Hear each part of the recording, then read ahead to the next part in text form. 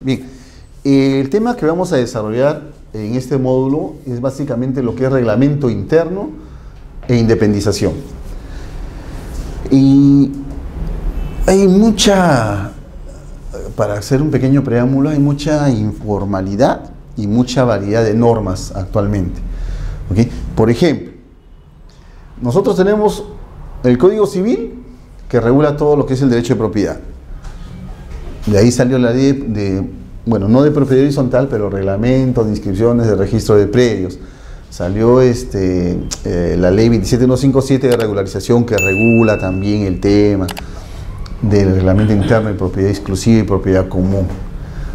Tenemos el reglamento de predios, tenemos el reglamento del índice de verificadores, tenemos directivas, o sea, la variedad que existe en normas es inimaginable.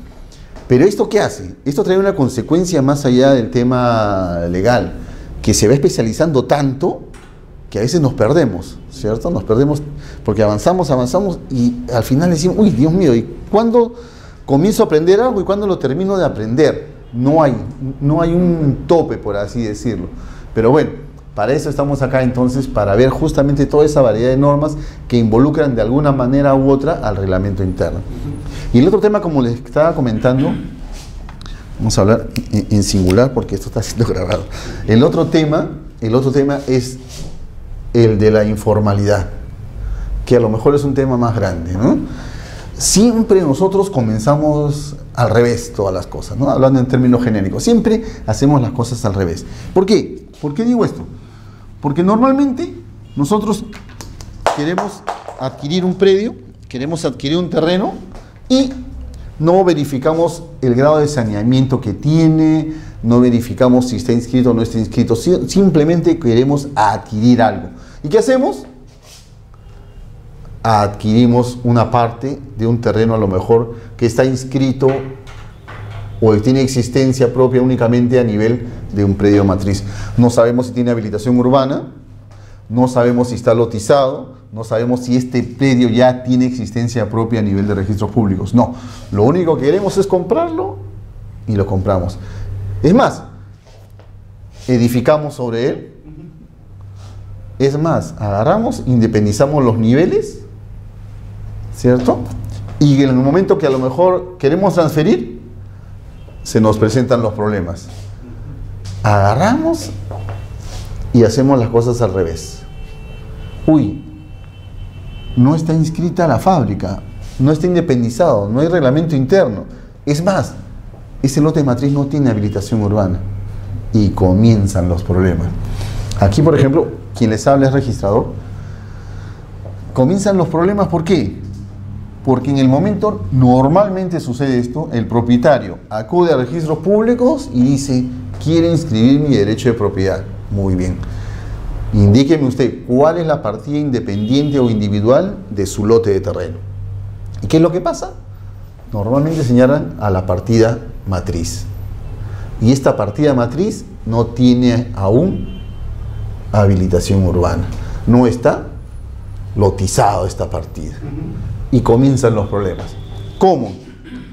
Como en el Perú, siempre hacemos las cosas al revés, dictamos leyes para regularizar todo esto. ¿Okay? Más adelante vamos a indicar esta norma cuál es y también la vamos a desarrollar. No solamente eso pasa.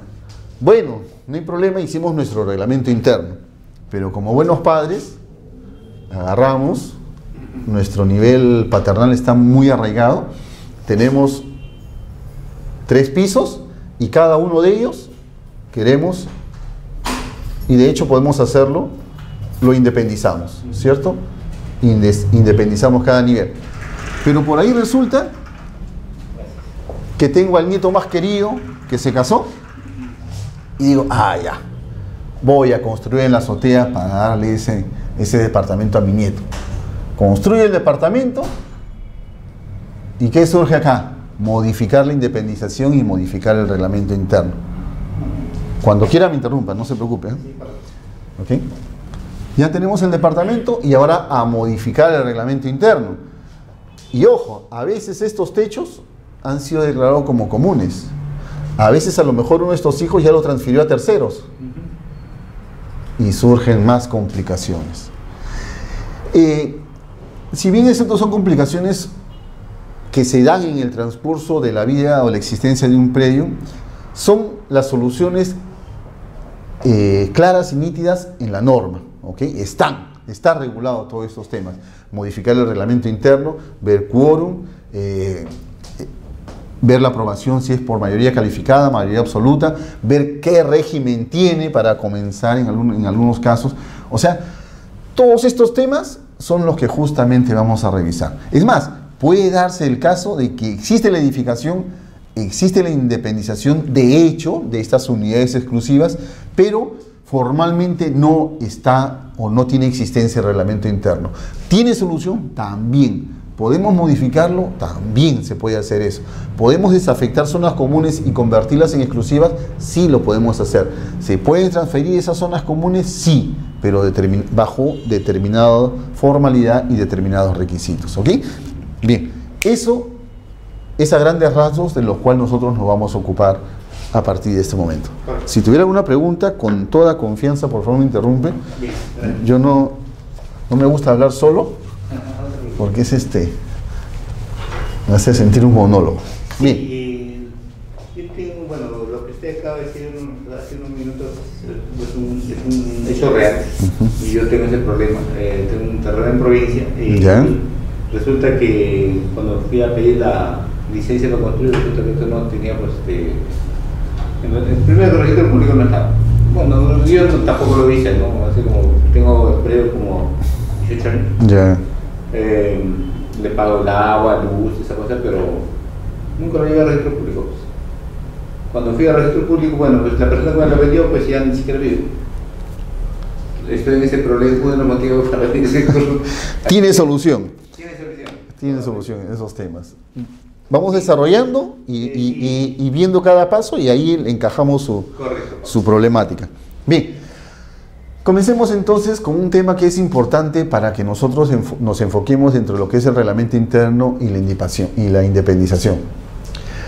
A propósito, en la introducción, ya técnicamente hablando, he querido empezar justamente por el tema de la declaración de fábrica. Porque un edificio, para que nosotros le impongamos su reglamento interno y podamos independizar cada uno de los niveles o unidades exclusivas si se quiere, es necesario que exista la edificación. Es necesaria que esa edificación no solamente exista, sino que esté inscrita, que esté regularizada. Pues bien, nuestro punto de partida va a ser ese. ¿Usted es ingeniero, abogado? Soy contador. No, vamos a estar de extremo a extremo, pero lo va a ser más interesante para que usted me ayude en el tema y podamos ir, como dicen, en la prueba de burrito de cero y ir escalando. Sí, pero estoy involucrado en este tema. Perfecto. Bien, comencemos entonces con el tema de la declaratoria de fábrica. ¿Qué es la declaratoria de fábrica? De acuerdo al concepto que tenemos, es el reconocimiento legal de la existencia de cualquier tipo de obra. Se realiza mediante una declaración del propietario que cumple con las formalidades y trámites establecidos por la ley. Dice, declaración del propietario. Y acá surge la primera pregunta. ¿Solo el propietario puede edificar sobre un terreno? ¿Solo él? A priori, lo primero que se nos ocurriría, la primera respuesta, sería sí, ¿cierto? A priori sí, solo el propietario tiene derecho a edificar porque es su predio. ¿Okay? Pero, ¿qué sucede si este propietario otorgó, por ejemplo, un derecho de superficie? ¿Cierto? ¿Qué es el derecho de superficie? Es un derecho que se otorga a cualquier otra persona para que pueda edificar sobre el suelo o subsuelo, ¿cierto? Entonces acá ya podemos decir, no solo el propietario tiene derecho a edificar, sino también el favorecido con el derecho de superficie. ¿Okay? Aquella persona que goza del derecho de superficie puede también edificar sobre ese terreno. ¿Solamente él? No, también podríamos hablar del usufructuario. El usufructuario también tiene derecho a edificar, tiene derecho al uso y disfrute, consecuentemente también podría él edificar. ¿Okay? Entonces a priori decimos, no solamente el propietario tiene derecho a edificar, también puede hacerlo otras personas que tengan un derecho y por supuesto acreditarlo. Ejemplos, el superficiario y el usufructuario. Ellos pueden también edificar sobre un terreno ajeno si queremos. Es previa autorización del propietario. Claro, lo que pasa es que cuando el derecho de superficie es un contrato, ¿cierto? Entonces, y el objetivo principal de ese contrato, ¿cuál es? Me das tu terreno para que yo edifique sobre él, ¿cierto? Entonces, ¿qué hago? Yo tengo el terreno y yo voy a edificar, ¿cierto? Ese es un contrato. Es un contrato. Es un contrato. El derecho de usufructo igual. Yo te doy para que uses, disfrutes el bien, lo explotes económicamente. Dentro de esa explotación económica está, pues, definitivamente edificar. ¿Ok? Puede edificar. Este último tema podría encajar los inquilinos, ¿verdad? No, porque los inquilinos solamente hacen uso del bien, no como usufructo, y no aprovechan los frutos. Solamente ellos hacen uso del bien. Yo vi un contrato con una compañía grande, hicieron el contrato sobre un terreno y ¿Ya? La empresa pues dijo que quería construir un edificio de 3 pisos para sus oficinas y lo autorizaron por 5 años y al cabo del 5º año pues dejaron la edificación. Ah, perfecto. Entonces, por ejemplo, ahí el nombre jurídico a lo mejor de contrato de arrendamiento es el nombre jurídico que tiene, pero básicamente, si usted se da cuenta, tiene elementos no solamente de un contrato de arrendamiento, sino también de derecho de superficie. Porque seguramente se autoriza la edificación, sí, bajo determinadas condiciones. A lo mejor no te pago el alquiler en 5 años, o el valor del costo de la obra. Así es, ¿no? Cosas por el estilo. Lo bueno es que el derecho o las estipulaciones en un contrato se dan de acuerdo a los intereses de los contratantes, ¿cierto? Entonces el nombre jurídico a lo mejor puede ser contrato de arrendamiento, pero este puede involucrar también otros aspectos de otros contratos como el derecho de superficie, ¿cierto? Bien. Entonces, el tema de la declaratoria de fábrica es un tema genérico, o es un concepto genérico para decirlo mejor. Esta puede comprender diferentes actividades, como por ejemplo, declaratoria de fábrica, edificación de una obra nueva. ¿Okay? Terreno sin construir, voy a yo a realizar la edificación. O puede ser que ese terreno ya tenga una obra edificada, pero yo puedo ampliarla, ¿cierto? Puedo incrementar el área techada.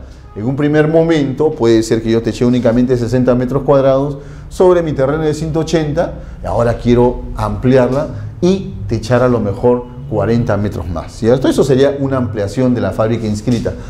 Puedo remodelarlo, ¿okay? Lo que inicialmente o en un primer momento fue, por ejemplo, sala comedor, dormitorio, etcétera, etcétera, yo lo quiero ahora convertir a lo mejor en un local comercial, ¿ok? Entonces hago una remodelación y le pongo oficinas, ¿cierto? Sala de ventas, etcétera, ¿cierto? Aquí ya básicamente no se modifica el área techada, pero sí se va a modificar la tipología de los ambientes, ¿ok? Y por último, esa edificación a lo mejor quiero hacer una obra de mayor envergadura y elimino total o parcialmente la edificación existente, ¿ok? Entonces, en términos genéricos, la declaratoria de fábrica, decimos, es la edificación que se realiza sobre un terreno. Pero esta fábrica puede tener sus variables, ¿cierto? Construir una obra nueva, ampliar la fábrica inscrita, remodelar la fábrica inscrita o demoler la ya existente. ¿Okay? Son variedades que se nos pueden presentar en el transcurso o desarrollo de la existencia de un predio. Bien, aquí comienza el tema interesante.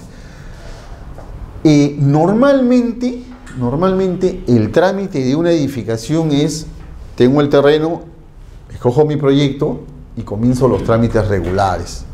La contraparte en el Perú, digámoslo así, del 60 o 70% es al revés. Primero edifico y después recién quiero yo solucionar los problemas.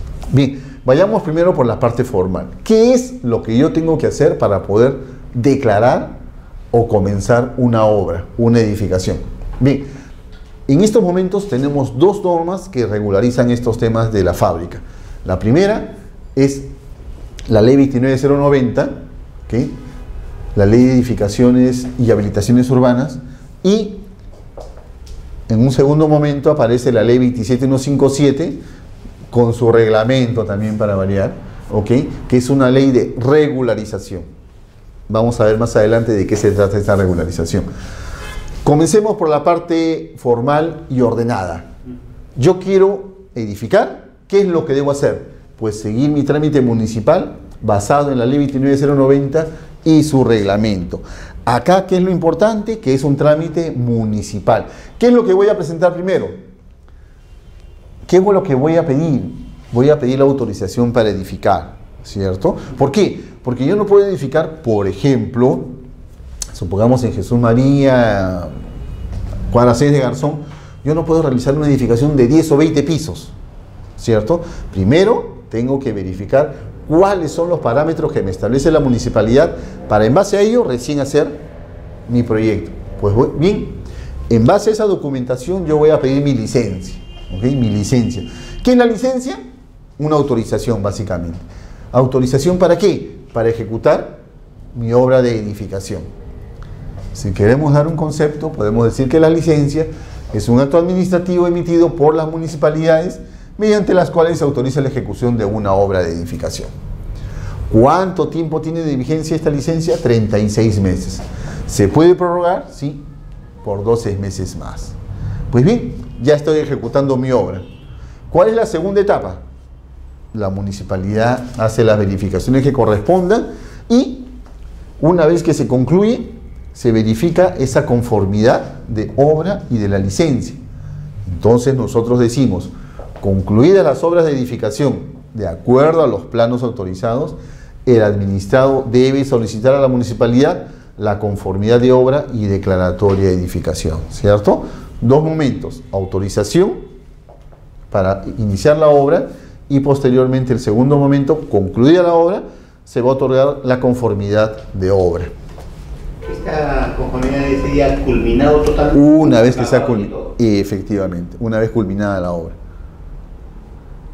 Bien, de acuerdo a la magnitud de la obra que se realice, tenemos 4 modalidades. No vamos a entrar mucho porque no es nuestro tema principal, ¿okay? Pero es necesario saberlo, ¿okay? La obtención de la licencia de edificación se da a través de 4 modalidades. Esto dependiendo de la magnitud de la obra. Mientras que la obra sea pequeña, una modalidad A. Si la obra va incrementando su volumen, una modalidad B. Si esta edificación es de mayor envergadura, la modalidad C. Y si esta edificación es un estadio, por ejemplo, tenemos la aprobación de la modalidad D. ¿Okay? Quiere decir esto que por utilizar un término, los obstáculos se van dando de acuerdo al volumen o magnitud de esta obra. ¿Okay? Entonces, por el momento, tenemos en cuenta que son 4 modalidades. En las presentaciones, ustedes van a poder ver cuáles son los requisitos y qué se exige para cada una de las modalidades. ¿Ok? Por el momento, tengamos en cuenta el trámite municipal y sus 2 etapas, la licencia y la conformidad de obra.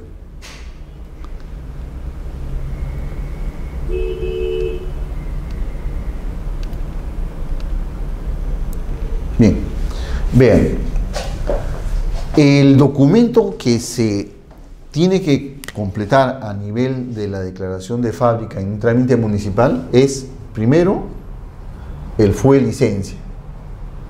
¿Ok? El FUE licencia. Presento mi FUE licencia con determinados requisitos para que la municipalidad me autorice a la ejecución de la obra. Y una vez concluida la conformidad de obra, se da a través del FUE conformidad de obra. ¿Okay? Hablando en términos ya de registro, que es a lo mejor la última etapa de este proceso de nuestra declaratoria de fábrica, ¿qué es lo que nosotros necesitamos para poder ir al registro e inscribir esa edificación, esa declaratoria de fábrica? Lo que nos va a exigir el registro es el FUE conformidad de obra. ¿Okay? Ese FUE, conformidad de obra y declaratoria de edificación. ¿Y qué es el FUE? Es un formulario. ¿Okay? Es un formulario en el cual interviene la autoridad municipal, el propietario y el profesional responsable. Regresamos nuevamente al tema. ¿El propietario deberá intervenir necesariamente? Ya sabemos en algunos casos no. ¿Por qué? Porque pueden existir otras personas que pueden acreditar el derecho a edificar, como el usufructuario o el superficial. Entonces, en este caso decimos pues, no solamente el propietario, también otras personas pueden intervenir aquí. Bien. Entonces tenemos primero el formulario o FUE. ¿Qué otro requisito ya técnico tenemos que presentar? El plano de ubicación y localización. Plano de ubicación y localización con el cuadro comparativo y cuadro de áreas, que son dos elementos importantes que nos van a perseguir de acá para adelante con nuestro reglamento interno e independización. Y por último, el plano de distribución o arquitectura, en el cual consta la distribución de ambientes. Si queremos un esquema de un plano de ubicación, por ejemplo, acá tenemos uno, ¿qué requisitos debe contener este? La ubicación o localización del predio, ¿okay?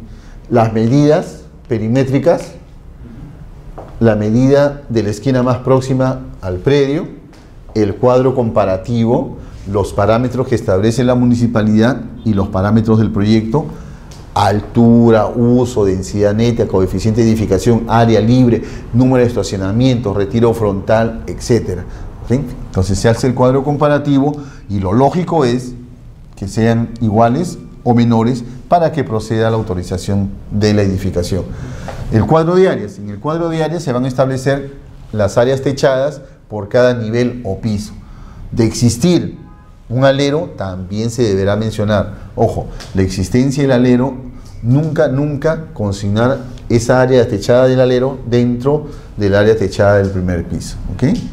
Lo vamos a ver más adelante ya con lujo de detalle. Y el área libre del primer piso. ¿Ok? Básicamente, ese es el contenido de un plano de ubicación. Y guardemos en la retina los detalles del cuadro de áreas. Básicamente esto, y el uso que se le da a la fábrica. ¿Por qué? Nos adelantamos para no perdernos en la idea. ¿Por qué digo esto? Por ejemplo, si el uso que le asignamos es de una unidad, el uso de una vivienda unifamiliar, ¿okay? ¿Qué estamos haciendo nosotros con esto? Amarrando nuestra fábrica y a futuro, cuando queramos independizar en unidades exclusivas esa edificación, no lo vamos a poder hacer. ¿Por qué?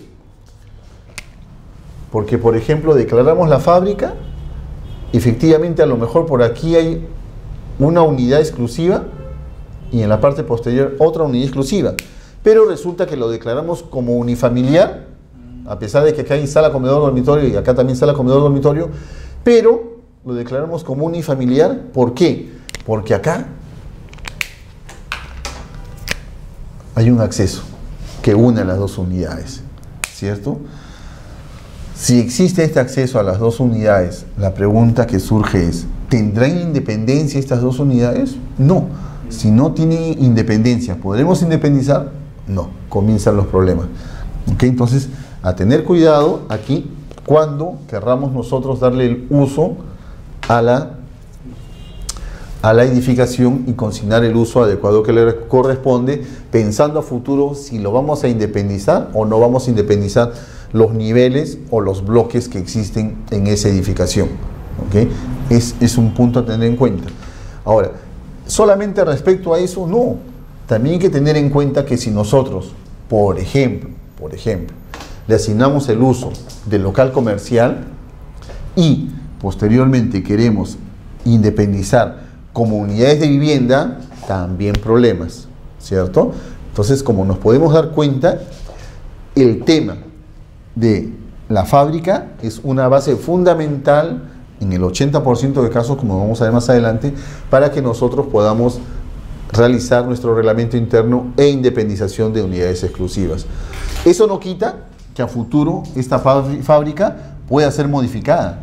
¿Lo podemos modificar? Sí, pero ya debe implicar otro trámite adicional, ¿cierto? O para cambiarle el uso o para a lo mejor agregar otros niveles. Pero por el momento, les reitero por favor, tener en cuenta el cuadro de áreas y el cuadro comparativo a futuro cuando veamos el tema de reglamento interno e independización. Y acá tenemos lo que es el plano de distribución con los ambientes que estábamos indicando, ¿cierto? Se tienen que indicar en los planos cuáles son esos ambientes: sala, comedor, cocina, patio, baño, etc. Igual en el primer y segundo nivel, detallar o indicar o describir los ambientes que contiene la edificación. Bien, hasta aquí, como ustedes ven, el trámite municipal, dos partes: licencia, conformidad de obra. Si yo quiero escribir lo que hago, tengo mi FUE de conformidad de obra. ¿Qué le incorporo, qué le agrego? Solamente los documentos con los cuales he tramitado la licencia ante la municipalidad, ¿cierto? FUE, plano de ubicación y plano de distribución, y nada más. Para Dígame. el tema de la declaratoria de fábrica ya no es necesario los planos de especialidades. No, solo plano de arquitectura o distribución y su plano de ubicación, nada más. En muchos casos lo presentan. Igual se agrega el título archivado. ¿Qué mejor que estar custodiados ahí para que después cualquiera lo pueda obtener? Claro que sí, para licencia sí solicita, ¿no? Sí, no, ya, claro, ese sí es un tema completamente diferente. Para licencia le van a pedir todas las especialidades. Correcto. Todas las especialidades. Bien, entramos al tema ahora de esta famosa ley 27157. Dice: la presente ley norma el trámite de regularización de edificaciones construidas o demolidas antes del 21 de julio de 1999, sin contar con la respectiva licencia y o conformidad de obra, o que carezcan en su caso de declaratoria de fábrica. En otras palabras, yo edifiqué en un momento determinado, sin autorización, sin licencia, no tuve ni menos conformidad de obra. ¿Okay? Pero no obstante eso, quiero regularizar.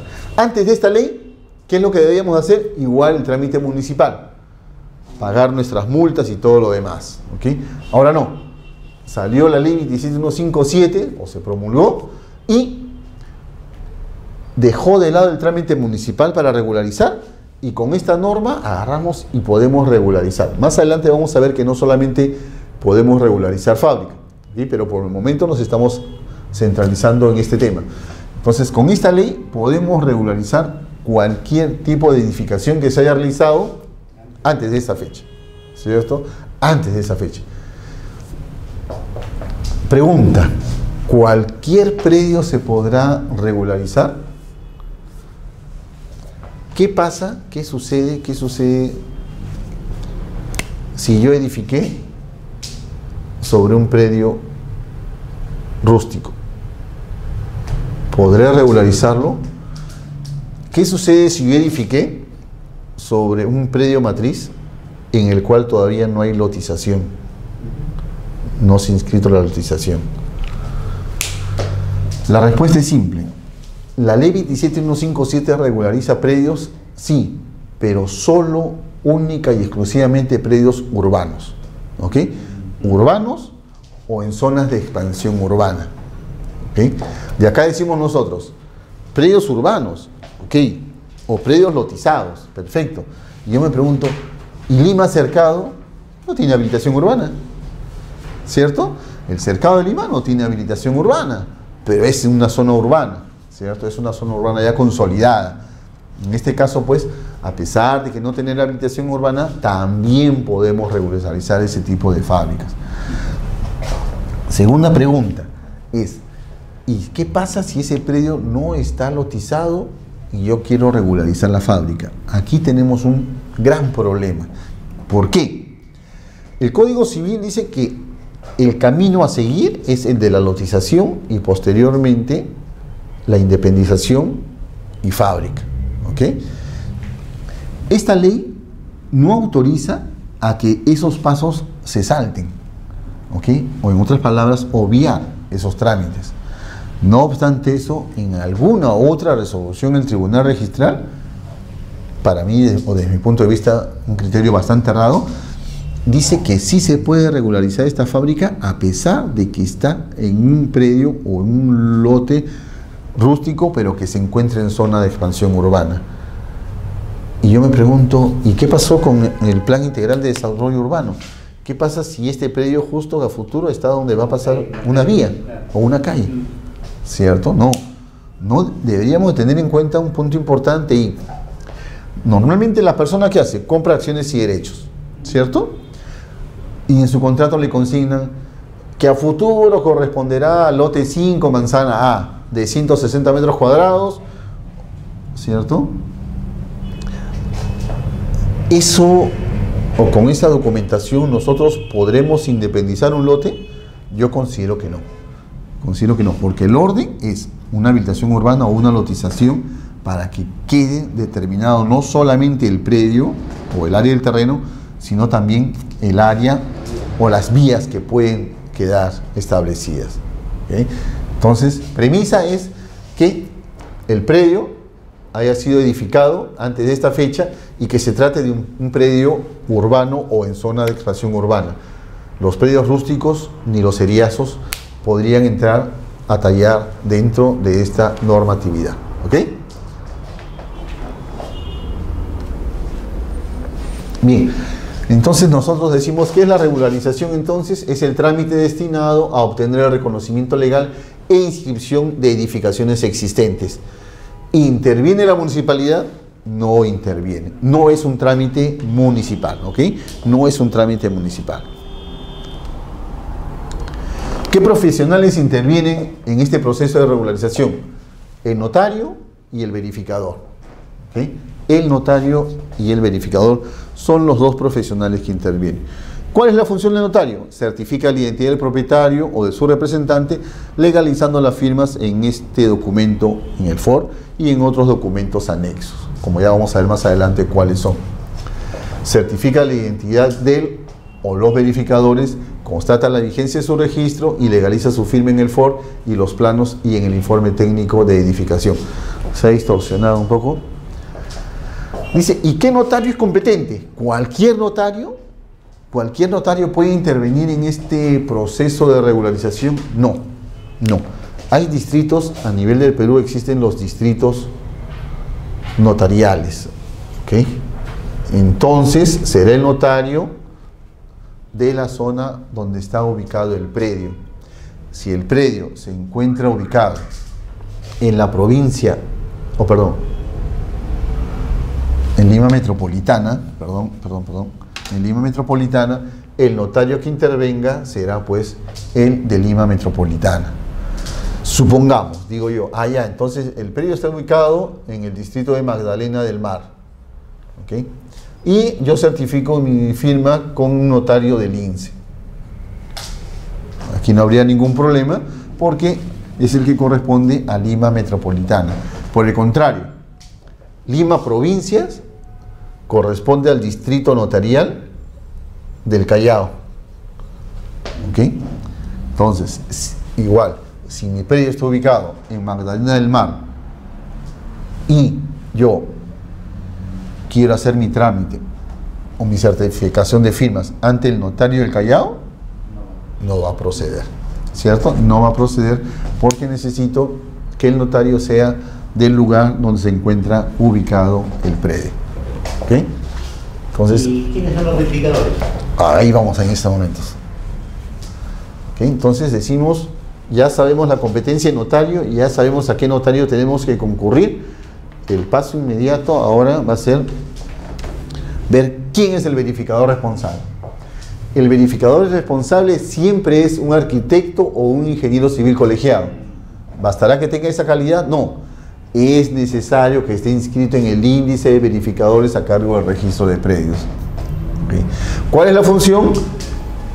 Quien bajo su responsabilidad este profesional es el que organiza y tramita el expediente de regularización. ¿Qué hace?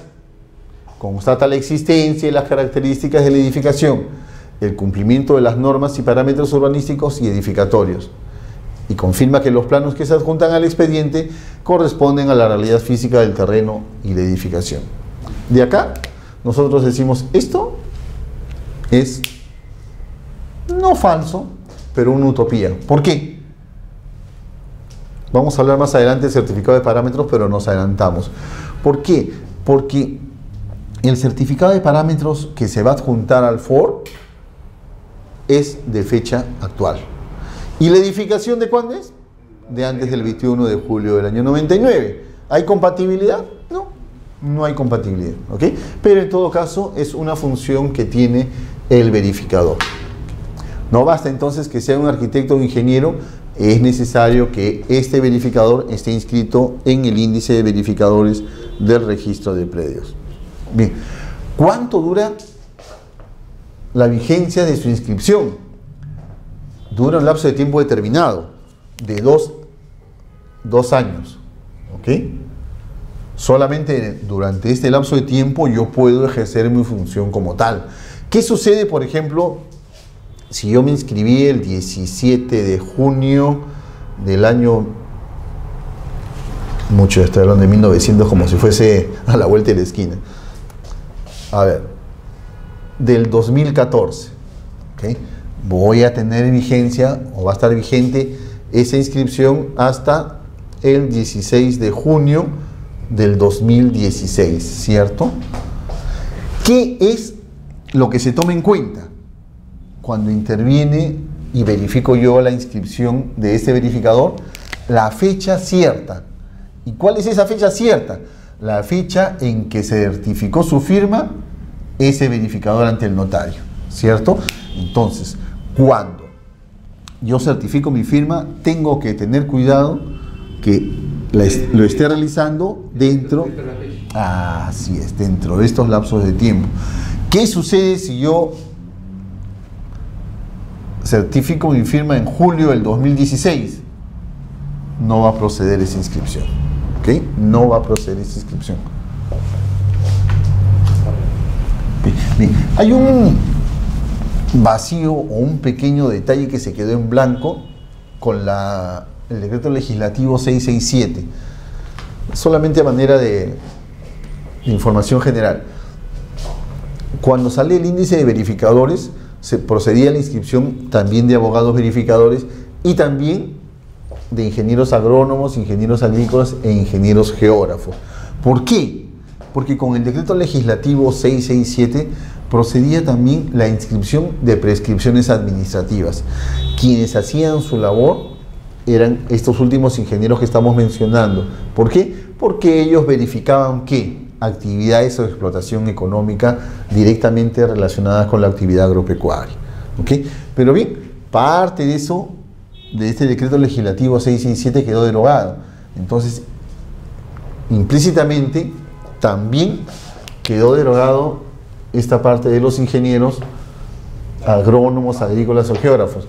No obstante eso, ¿cómo? La derogación no fue expresa. En algunas circunstancias, estos ingenieros insisten en que se les inscriban y se hace, pero a veces puede traer sin querer. Así es. ¿Por qué? Porque sucede que ellos pueden creerse habilitados para poder intervenir también en el proceso de regularización, ¿ok? Entonces, a tener cuidado, solamente verificadores responsables a nivel de fábricas o regularización de fábricas, para ser más explícito, solo arquitectos e ingenieros civiles. Al igual que los notarios, ellos también tienen un ámbito geográfico, lo cual es un poco exagerado, pero bueno, la norma lo dice así. Entonces, este verificador tendrá que inscribirse en tantas zonas registrales o en las cuales él quiere intervenir.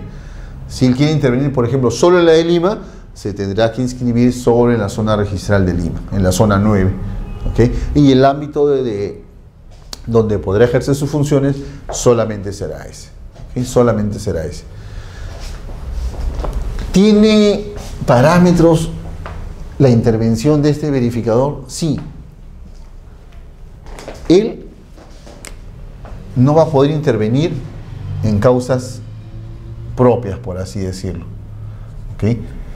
Si él quiere realizar la declaración de su fábrica de la edificación que él ha hecho sobre su terreno, es una abstención. Deberá de abstenerse. Deberá intervenir otro verificador. Así es. ¿Solamente causas propias? No. También segundo grado de consanguinidad, ¿ok? Y segundo grado de afinidad, ¿ok? En el segundo grado, la abstención va a abarcar a los hijos y nietos, y en línea colateral a los hermanos, ¿ok?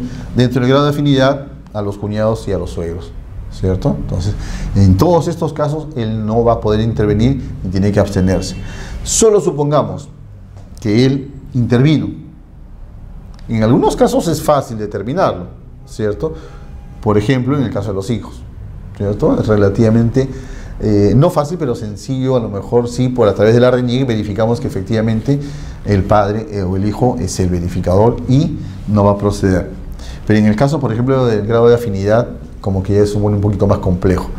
Pero en todo caso, si se llega a eso, pues puede ser pasible de un proceso administrativo sancionador. ¿Okay? Entonces, a tener cuidado también con el verificador que buscamos para hacer este trámite de regularización. ¿Cuáles son los requisitos del expediente de regularización? Primero, el FOR, o el formulario registral. Es aprobado por la SUNAR y constituye título registral cuando está debidamente llenado, firmado y acompañado de la documentación que sustente el derecho, acto o contrato que se desea registrar.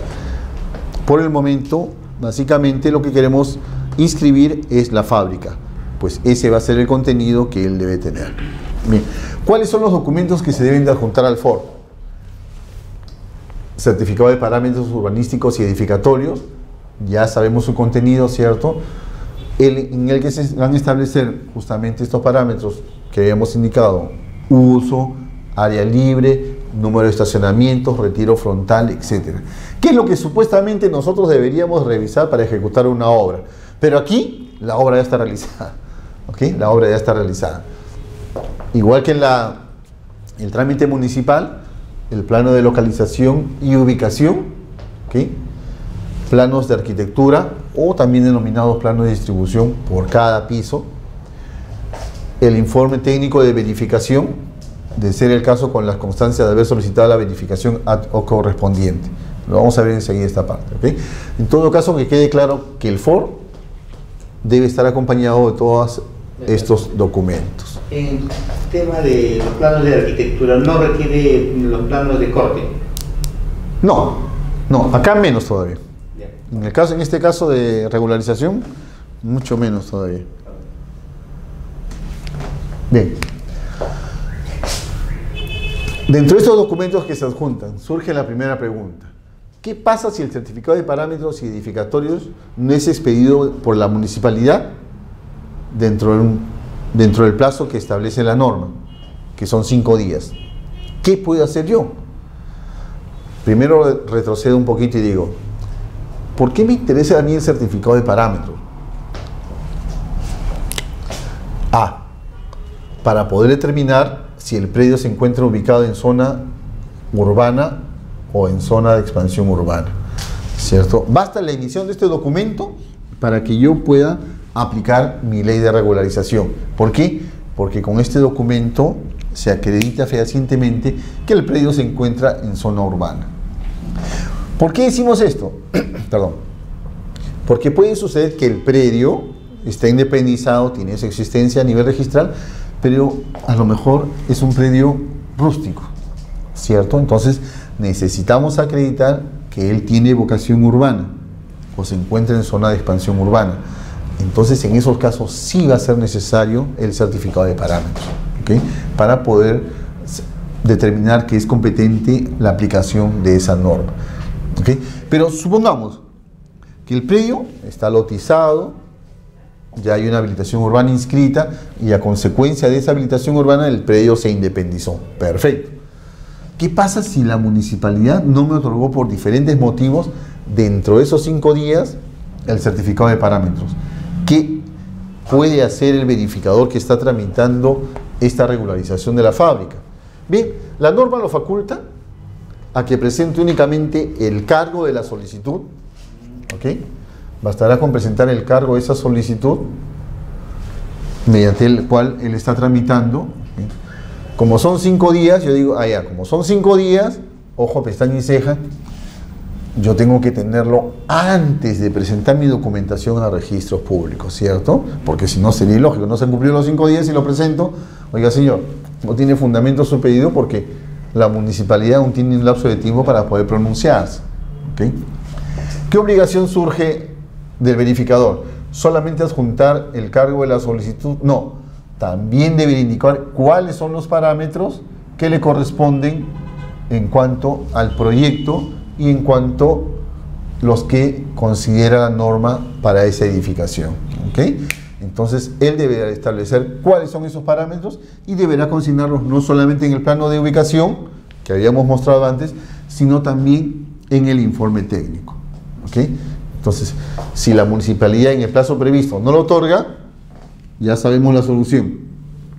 El cargo deberá ser adjuntado y el verificador deberá indicar cuáles son esos parámetros. Bien. Como habíamos indicado entonces, también se presentan o también se deben presentar los planos al igual que en el trámite municipal, plano de ubicación y plano de distribución. Dice el plano de localización y ubicación, conforme a las características señaladas en el inciso D del literal 64.2 de este reglamento, debiendo indicarse en forma precisa linderos y medidas perimétricas del terreno. De tratarse de un terreno de perímetro irregular o de dimensiones reducidas, se desarrollará en el mismo plano o un anexo la poligonal a una escala mayor que permita la perfecta lectura de las medidas perimétricas. Temas técnicos, ¿ok? Temas técnicos que se nos presentan. Y los planos de arquitectura o de planta por pisos, a la menor escala que permita su perfecta lectura, con los nombres de todos los ambientes exteriores e interiores, inclusive los secundarios, como los closets, despensas, depósitos, piscinas, canchas, etc., concordados con la memoria descriptiva del FOR.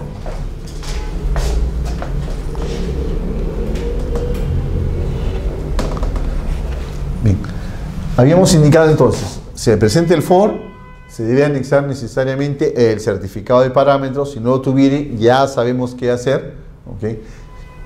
También sabemos cuál es el profesional que interviene. Pues bien, este profesional también tiene la obligación de presentar un informe técnico de verificación.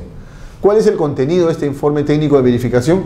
Aquí debe indicarse la ubicación del predio o del terreno, el área, linderos y medidas perimétricas del mismo, el cumplimiento de los parámetros urbanísticos o edificatorios aplicables al predio y las características arquitectónicas, estructurales y de instalaciones. ¿Sí? En este caso, nos adelantamos un poquito y decimos, pero el cumplimiento de parámetros, ¿por qué? Si el certificado de parámetros tiene existencia propia recién a partir de julio del año 99, porque antes de esta fecha no existía este documento con esa denominación y tenían necesariamente que remitirse a las personas que querían edificar al Reglamento Nacional de Edificaciones o de Construcción en su momento, ¿cierto? Entonces, este documento como tal recién tiene existencia propia a partir del 21 de julio del año 99. ¿Okay? Pero no obstante eso, una pequeña contradicción de la norma, se exige de que se indiquen cuáles son los parámetros que se están cumpliendo y cuáles son los que se están incumpliendo.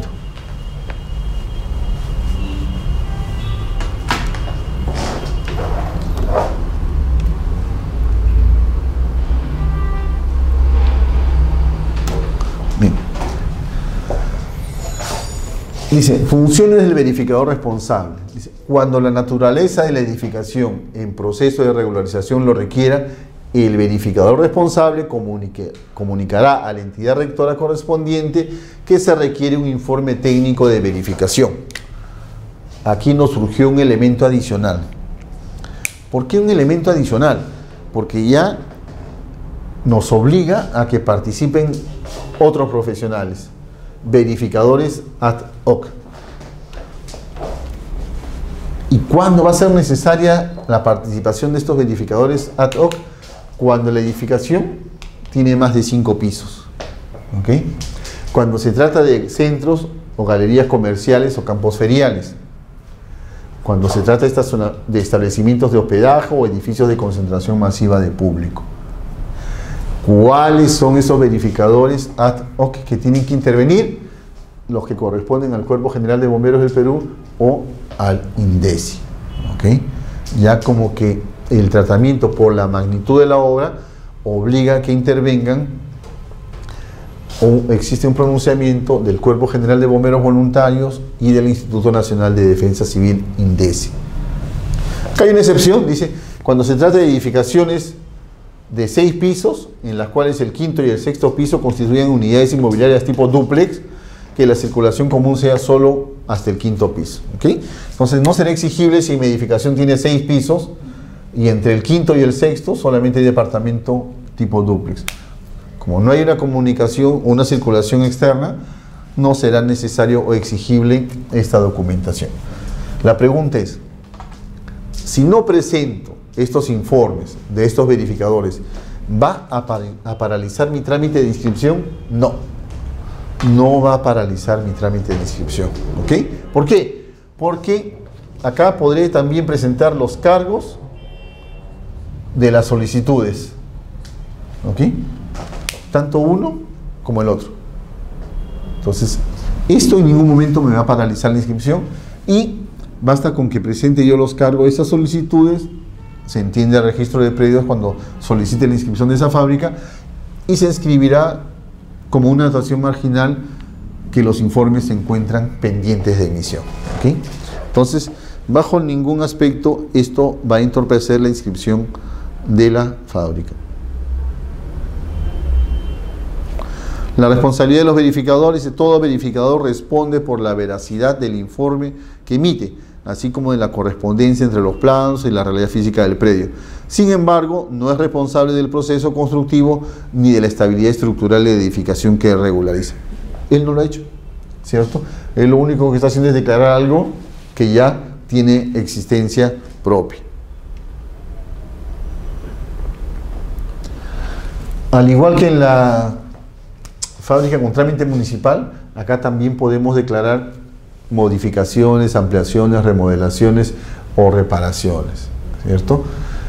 Dice, en estos casos los planos de arquitectura se desdoblarán en dos, uno correspondiente a la fábrica inscrita, en el que se indicarán los elementos eliminados, y el otro, la ampliación o modificación o la remodelación que se haya efectuado según sea el caso, ¿cierto? Entonces, a tener en cuenta cuando hagamos una regularización de fábrica, porque no solamente esto va a aparecer en los planos de arquitectura o distribución, sino también en el cuadro de áreas. ¿Por qué? Porque en el cuadro de áreas vamos a declarar la fábrica inscrita, ¿ok? Supongamos que en el primer nivel habían 60 metros cuadrados, en el segundo piso 30, ¿ok? Y deberemos de consignar un cuadro más para la ampliación. Supongamos que estamos ampliando esta edificación en 30 metros cuadrados más de área techada, lo consignamos, y en el segundo piso, si estamos incorporando también 40 metros cuadrados más, también lo incorporamos. De haber remodelaciones o modificaciones de fábrica, la incorporaremos un cuadro adicional. Si hubiere demolición parcial, como puede suceder, también incorporamos, y al final una columna de los totales o del resultante, ¿ok? O del resultante. Si hubiera un alero externo, también lo vamos a consignar en su momento. En el caso de demolición, para regularizar la demolición se adjuntarán los siguientes documentos: plano de localización y ubicación, con indicación de la fábrica demolida. En este caso no es necesario ya presentar un plano de distribución porque no existe ya la edificación, ¿ok? Se está quedando de... Así es.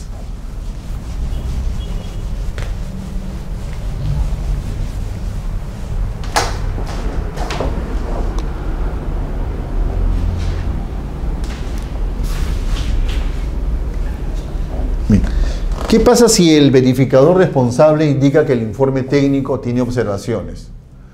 ¿Va a proceder la inscripción de la declaratoria de fábrica? Por supuesto. Esto no es óbice ni es obstáculo para que la fábrica se inscriba, ¿okay?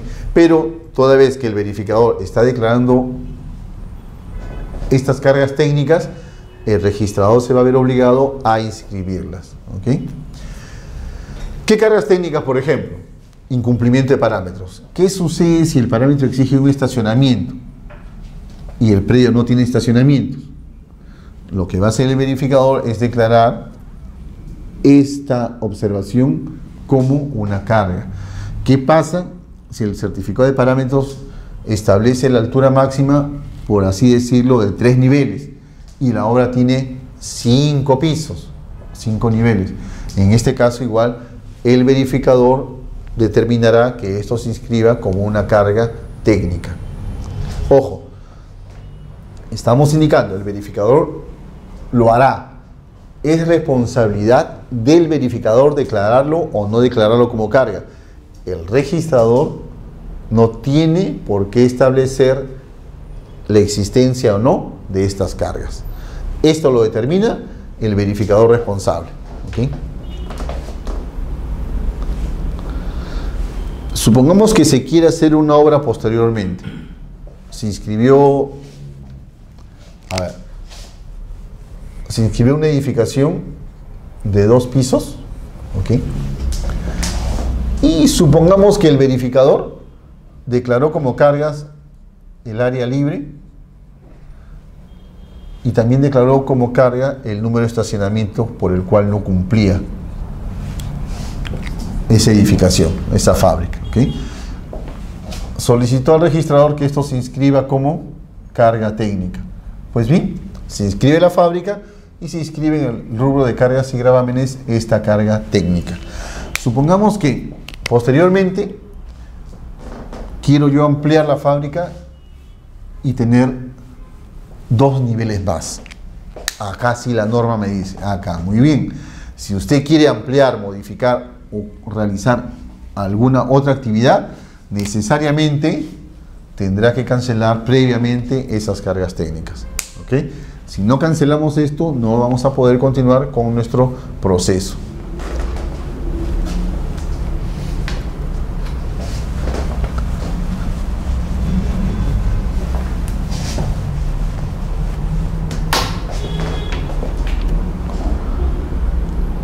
Este es un tema importante.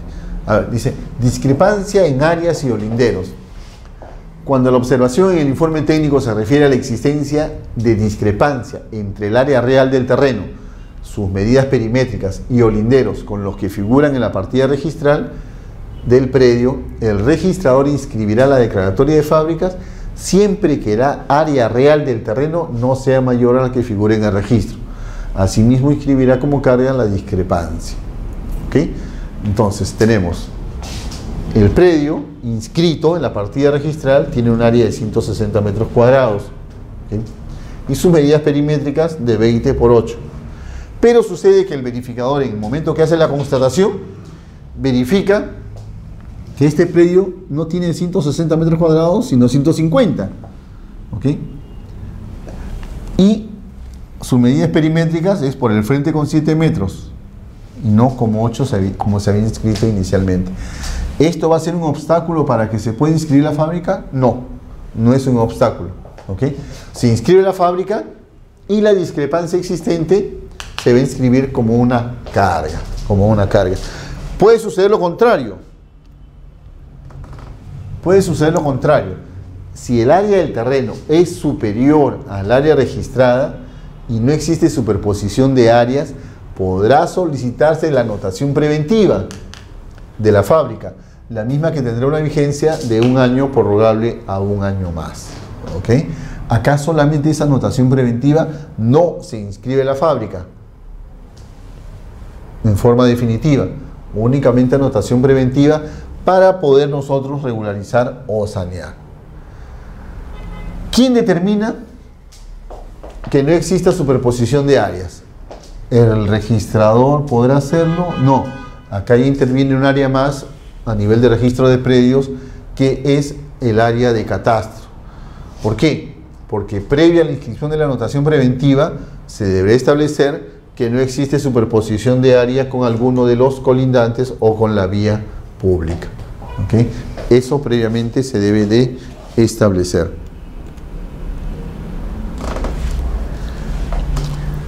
Ya tenemos nuestro FOR o tenemos el FUVE. ¿Cuál es el paso inmediato? Lograr la inscripción de esa fábrica, de esa edificación que se ha realizado. Bien, ¿qué se me exige que debe de contener, o cuáles son los elementos que debe de contener el asiento de inscripción de fábrica? La distribución de ambientes, el área techada por cada piso, el área libre del primer piso, la fecha de finalización de la obra, la valorización de la misma y el nombre del profesional que interviene en la declaratoria. ¿Qué pasa si nosotros tenemos discrepancias entre los datos consignados en la memoria descriptiva y la parte gráfica, que es el plano de distribución? La norma establece que se le va a dar la inscripción con los datos que aparecen en el plano de distribución, ¿ok? Entonces, si hubiera una discrepancia, por ejemplo, en la memoria del plano de distribución, se omitió, por ejemplo, indicar la existencia de un dormitorio, pues bastará con recurrir al plano para verificarlo y escribir ese asiento en base al plano de distribución. La pregunta sería acá, ¿qué es lo que pasa cuando ya pues a lo mejor la omisión no solamente de uno o dos ambientes, sino en un volumen mayor? No se ha puesto la norma en esta situación, pero consideramos que por sanidad se debería pues pedir la aclaración de esa memoria descriptiva cuando ya la descripción es mayor. ¿Okay? Pero en todo caso, la norma establece que se deberá tener en cuenta a los planos sobre la memoria descriptiva.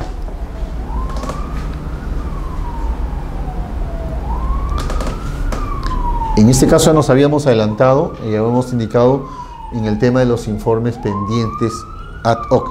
Cuando se encuentre pendiente la emisión del informe de verificación ad hoc, se extenderá en el rubro de cargas y gravámenes una anotación en la que se deje constancia de tal circunstancia, la que se cancelará con la presentación de dichos informes.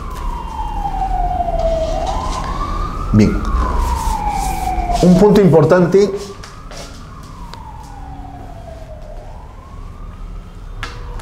es este tema de la intervención de la sociedad conyugal. ¿Por qué? Porque normalmente cuando se presentan la documentación relativa a la fábrica, casi siempre, en un 80 o 90% de casos, también se presenta el reglamento interno y la independización de las unidades. Entonces, casi siempre presentan todo a la vez, ¿ok?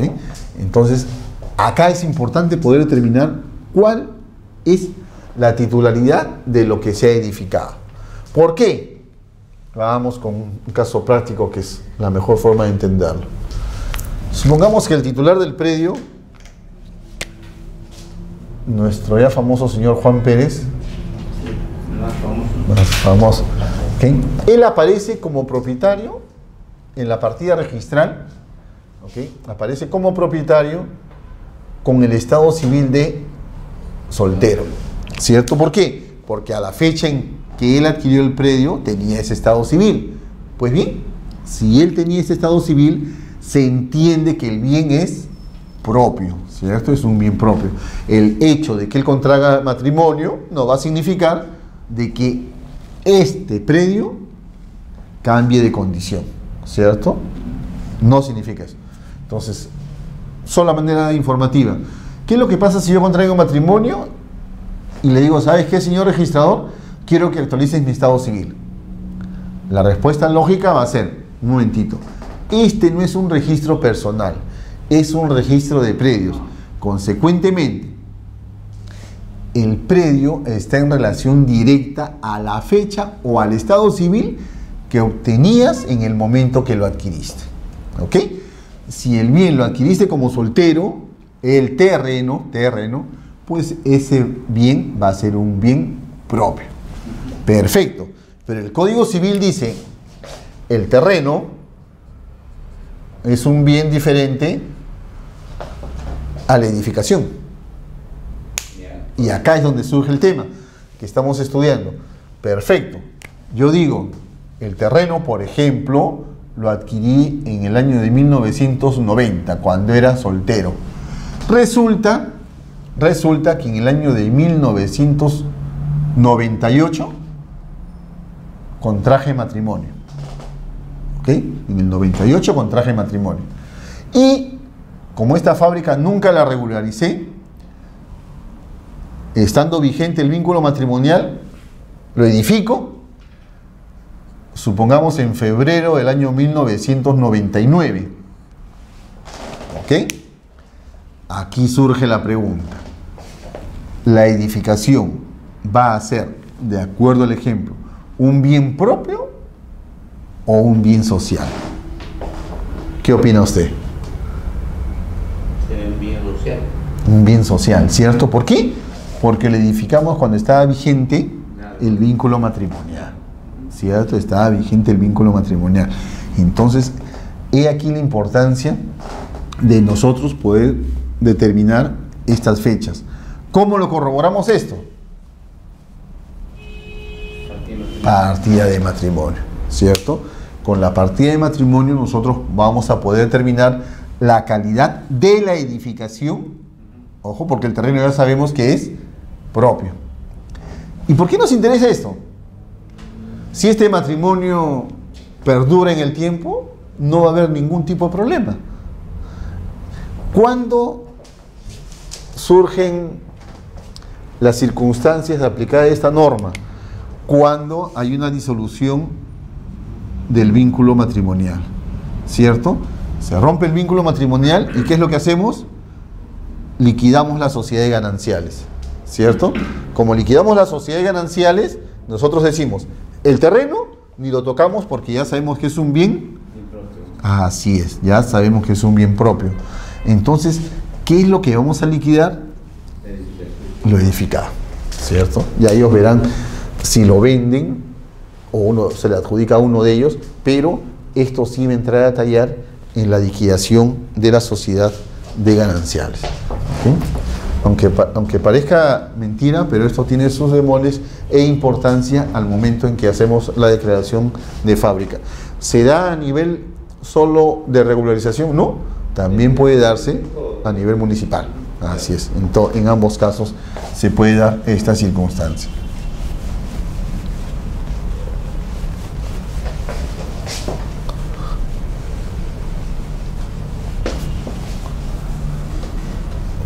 Por lo que veo, ustedes no solamente saben los conceptos generales, sino también los conceptos amplios del derecho. No, soy contador y estamos de una u otra forma involucrados en el tema. Del tema, ¿no? Es bueno eso. Bien. La cancelación de cargas. Habíamos indicado que la fábrica se puede inscribir también con cargas técnicas. ¿Ok? Podemos inscribirlo con cargas técnicas. Y para que nosotros podamos modificar, ampliar o realizar otro tipo de obra, es necesario que se cancelen estas. ¿Cómo se cancela? A través de un nuevo informe técnico de verificación, que acredite, por supuesto, la subsanación de esas observaciones. ¿Quién es el obligado? Un verificador. ¿El mismo verificador que lo inscribió como carga? No. Bastará que lo presente un verificador inscrito, valga la redundancia, en el índice de verificadores. ¿Ok? Las cargas referentes a las discrepancias de áreas, linderos y medidas perimétricas se cancelan de acuerdo con el procedimiento legal correspondiente. ¿Cuál es ese procedimiento legal correspondiente? Hacerlo un saneamiento vía notarial o vía judicial.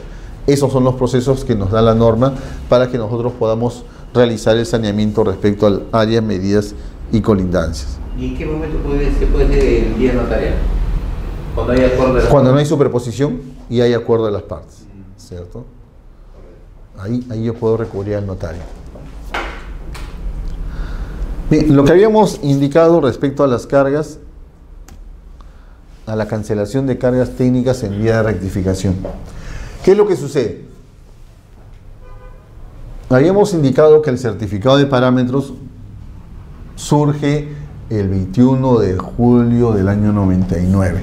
Pues bien, acá sí, con buen criterio, el tribunal registral sacó un precedente de observancia obligatoria que establece: si a esa fecha no existían la exigencia de estos parámetros, ¿por qué eso se debería inscribir como carga?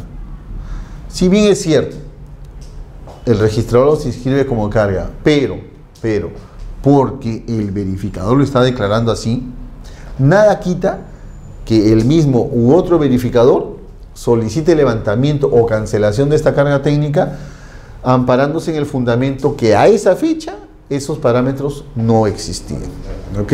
No existían, ¿ok? Y va a proceder la cancelación o el levantamiento de esas cargas técnicas. Para terminar esta parte,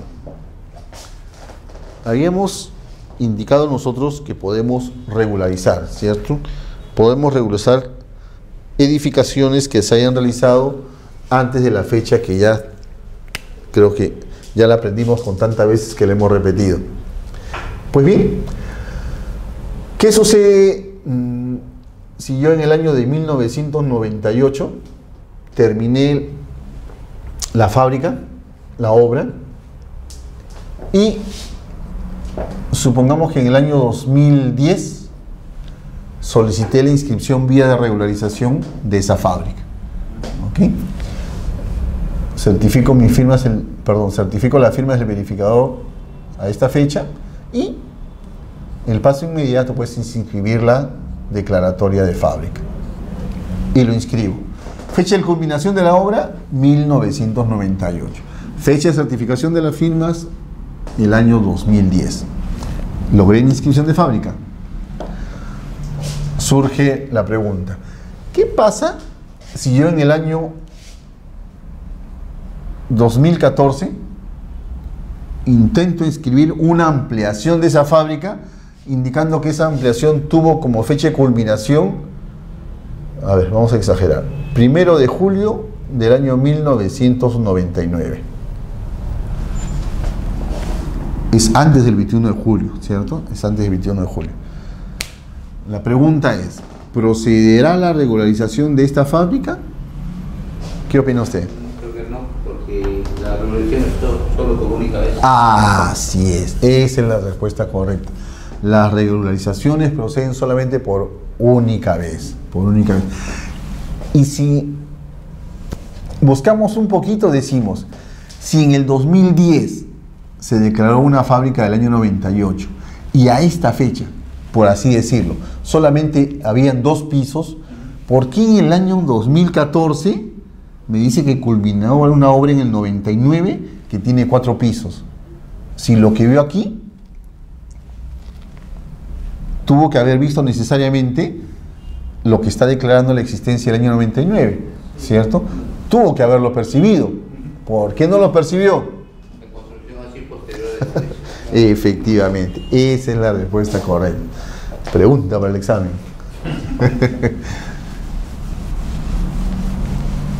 Ok, entonces tengamos en cuenta que no existe la doble regularización. No procede o no existe la doble regularización. La aplicamos por... Si hubiese dos regularizaciones, pues queda un nudo y... un desorden total. Si mal no recuerdo, el Estadio Monumental de la U se inscribió en vía de regularización. Sí. Un tema anecdótico creo que es, pero se inscribió. Bueno, parece mentira, si parece grandes también cae en la informalidad, ¿verdad? Un amigo me comentó que en Trujillo, al frente de la oficina registral, creo que no había nada. De la noche a la mañana, 2, 3 meses, un edificio de 5 pisos. Presentan el formulario en vía de regularización. Sí, yo trabajé en Coca-Cola buen tiempo y se construye así. Al menos la división, la parte interna, te tumbaban paredes, se reconstruían.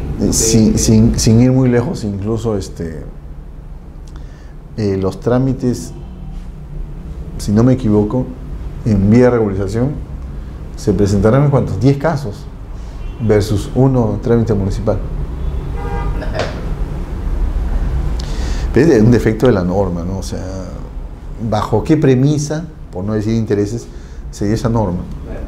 No, sí, bueno, efectivamente hay que haber algún interés por ahí. Claro, pues ya está bien, pues ya hay un tope, ¿no? Oye, ¿sabes qué? Bueno, ya efectivamente, hay muchas cosas que hay por regularizar. Sí hay, efectivamente. Sin ir muy lejos, a veces dicen, ¿no? En casa de herrero, cuchillo de palo. Por ejemplo, la casa de mis padres tiene edificación y no está regularizada. Es una edificación antigua. Puede ser por tema familiar. Ahora, en este caso, por ejemplo, pero ya es por así decirlo, utilizar un término casi inconcebible, de que en 2016 todavía estamos regresando fábricas del año 99. ¿Cuántos años han pasado? Yo considero que uno es que el desconocimiento de los propietarios o de usuarios. Una posibilidad. Y yo considero que la mayor parte debe ser eso. Lo otro, pues, tampoco lo digo mucho, ¿no? Sí, pues. Me falta de publicitar un poco más. Pero hay un tema importante también, ¿eh? Que a lo mejor... Y de paso darle facilidad, porque no es tan fácil conseguir esta documentación necesaria, ¿no? Mire que el trámite de regulación es sencillo, ¿eh? O relativamente sencillo, porque no es un trámite municipal ya, porque ya la edificación está realizada. Certificado de parámetros, plano de arquitectura y plano de distribución. No interviene la autoridad municipal. Claro, es más, yo supongo que esta norma la sacaron para que dejen de pagar las multas a la municipalidad. Pues el usuario que hacía, oye, como tengo que pagar multas, no lo hago. No. Pero también un poco error de la municipalidad también a veces en divulgarlo, y debería, porque la municipalidad tiene pues los autovalúos donde hacen la declaración y ellos sí, ellos van con lupa en cualquier distrito y verifican, ¿no? Le digo esto porque, a ver, contando como anécdota personal, cuando fueron a la casa de mis padres todavía tenían, hace 15 años atrás, el predio como terreno sin construir. ¿Qué hizo la municipalidad? Por impuestos, agarró y comenzó a hacer las verificaciones. Ellos mismos levantaron la información y después de, creo, una semana o 10 días, le llevaron la declaración jurada ya de todo lo edificado, las características técnicas y todo lo demás, ¿cierto? Igual pueden hacerlo, pero ya bajo otra premisa de, oye, ¿sabes qué? Bueno, regulariza, porque mi negocio, ¿cuál va a ser? Voy a dar certificado de parámetros, que también es un costo. Claro. ¿Qué es un costo? Pero el tema de la municipalidad, bueno, hay municipalidades que hacen eso, lo que se acaba de mencionar, pero se queda en la municipalidad, pero eso no llega No llega, público. así es, no llega. Las municipalidades efectúan este trabajo por netamente tributario. Ah, sí. O sea, que ellos quieren cobrar como de lugar. Nada más. Para eso, ¿qué debo hacer? Hago un inventario de todo sin molestar en mi jurisdicción. Nada más.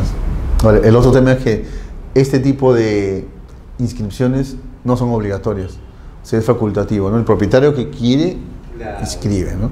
A lo mejor se vuelve un poco obligatoria por el tema de independizaciones, ¿no? Con reglamento interno.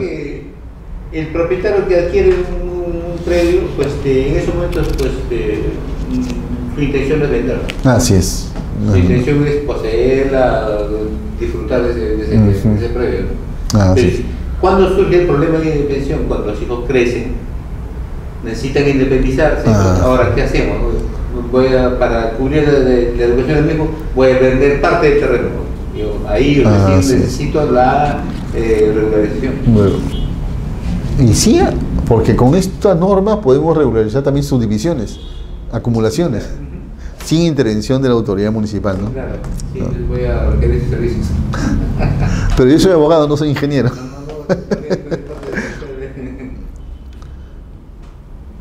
A ver, ahora sí pasamos a lo que es los regímenes que establece la ley 27157. Este es un tema bastante importante y que a lo mejor a nivel de doctrina, a nivel del Perú, no ha sido muy tratado, ¿no? Ahora es más, ¿no? ¿Cómo nace en el Perú y cómo nace en el extranjero este tipo de regímenes y bajo qué necesidades? En principio, por ejemplo, nosotros nos destacamos en cuanto a la legislación en hacer como los jóvenes actuales, un copiar-pegar. Por ejemplo, el Código Penal de 1924 para nuestra época fue el mejor código penal en esos momentos. ¿Por qué?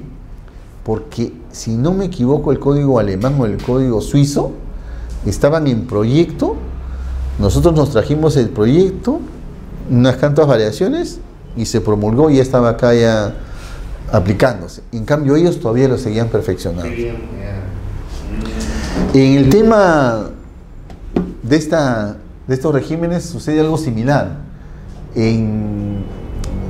Si no me equivoco, en Italia y en España, más o menos en 1940, 1950, están estas normas estudiándose, evaluándose para poder dictarlas, y nosotros nos adelantamos también, ¿no? Estas normas no salen tan bien que digamos, ¿no? Claro, incluso uno lo aprecia mejor en el Código Civil. El Código Civil supuestamente, por ejemplo, debería ser un cuerpo orgánico, pero sin embargo encontramos tantas contradicciones porque un libro lo hizo un grupo de autores, otro libro de personas, de derechos reales, otro autor, los libros de obligaciones, otro autor. Entonces, ¿qué llega? A que no concatena. Algo parecido ocurre acá con la 27157 y con la 29090. ¿Por qué decimos esto? Porque en algunas partes del texto de las normas hablan de área ocupada, de área techada, que entre estos dos conceptos encontramos diferencias, pero por ahí nos meten ya el área construida. La 27157 nos habla básicamente de área techada. La 29090, por alguno de sus conceptos, nos metió el área construida. Y el registrador dice, pero tu área construida, pero la norma, cuando hablas, la 27157 de los regímenes, solamente me habla de área techada, no de área ocupada, porque área construida pues incluso puede ser el casco, ¿cierto? Puede ser el casco. Pero entonces, ¿qué hacemos para concatenar las cosas? En algunas circunstancias se admite, dice, bueno, ya están observándole, Dios mío, ya se le admite el tema del área construida porque equivale en algunos casos al área techada de los gráficos, o se puede entender así, ¿no? Pero en otros casos no. En otros casos no. Le cuento una anécdota de la Municipalidad de Surco. Si no me equivoco, la Municipalidad de Surco quería inscribir sus parques. Todos los parques querían inscribir la fábrica. Pero presentan su plano de distribución y presentan una pileta, 10 bancas, jardín central, jardín lateral y todo lo demás. ¿Y el área techada? No hay área techada. Entonces, si tú no presentas un plano de distribución en el cual se vean objetivamente áreas techadas, no hay edificación. O sea, para la normatividad que estamos estudiando no hay edificación, y si no hay edificación, ¿qué inscribes? El objetivo central es básicamente inscribir el área, claro, la edificación que vaya a conllevar a un área techada. Una área techada también a veces ya el material, o como le llaman, no recuerdo muy bien el tema del nombre técnico, que no necesita obligatoriamente que sea, pues, como le llaman, el material noble, ¿no? O aligerado, perdón, aligerado, ¿no? Eterní, y se declara con Eterní porque es lo que declara y verifica el verificador, ¿no? Claro, es un techo. Cualquier cobertura, la 27157, si mal no recuerdo, sino cualquier cobertura de la edificación. Policarbonato es un techo. Así es un techo, efectivamente. Gracias por la ayuda. Bien, entonces, ¿cómo surge en el extranjero? En Alemania surge por el tema de la necesidad. A pesar de que era proscrito en un primer momento, las edificaciones o los niveles o la propiedad por niveles no estaba permitida. No estaba permitida. Pero ante la necesidad de la Segunda Guerra Mundial, en que no había edificaciones, ¿qué se hizo? Edificaciones para todas las personas, pues, que habían quedado sin protección en esas circunstancias. Y así surge, al menos en el extranjero, este tema de la propiedad horizontal. En el Perú, ¿cómo surge? En el Perú el tema es un poquito más anecdótico. Es un poquito más anecdótico. ¿Por qué digo esto? Porque surgen, bueno, yo la voy a denominar casonas, estas casonas virreinales, coloniales, ¿cierto? Que tenían, pues, amplias habitaciones, un pasaje central, ¿no? Todo este pasaje central se convirtió en un callejón y las diferentes habitaciones se convirtieron en unidades, ¿no? Algunas un poco más formales que les denominaron quintas, ¿cierto? Y otras, pues, que tenían solares de un solo caño, los famosos callejones, ¿cierto? Así surgen más o menos estas cosas. Porque en el Código Civil de 36 habla de, no la denomina propiedad horizontal, la establece como propiedad por pisos o niveles. Y si mal no recuerdo, únicamente pues habían 2 o 3 artículos. Yo llegué todavía a estudiar con el Código Civil 36. ¿Okay? Posteriormente, el Código Civil del 84 hace una referencia, pero ya hace una referencia y se remite a la ley especial. Y antes de esta ley especial estaba el decreto ley, si no me equivoco, 22.11.2. El gobierno militar. Efectivamente, con el gobierno militar. Y antes de eso, también había una ley, la 10.726 del año 46, que también ya habla de la ley de la propiedad horizontal. También habla de esta famosa propiedad horizontal. Bien, y nosotros, como siempre, nunca nos quedamos atrás. ¿Qué hicimos? Agarramos, le cambiamos de nombre tan bonito que sonaba ley de propiedad horizontal y establecimos un régimen bastante peculiar, el de independización y copropiedad. Que la diferencia es bastante sencilla, bastante simple, muy disímila la diferencia entre uno u otro régimen. Bueno, pero creo que nos estamos distorsionando.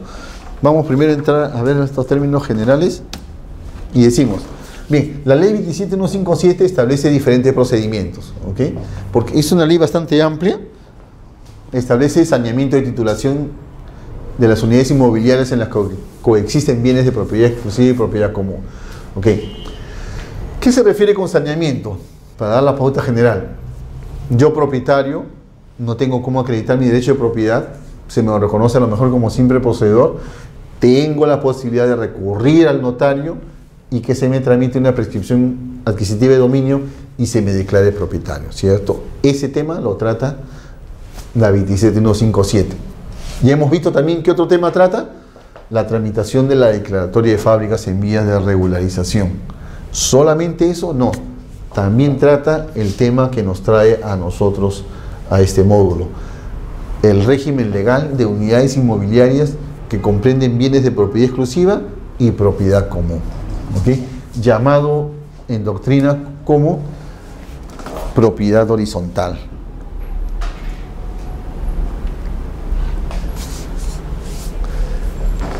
En esa parte nosotros decimos cuál es el objeto y alcances de esta norma relativa a este tema de régimen. Dice, regula el régimen legal al que deberán someterse las unidades inmobiliarias en las que coexistan secciones de propiedad exclusiva y bienes y o servicios comunes.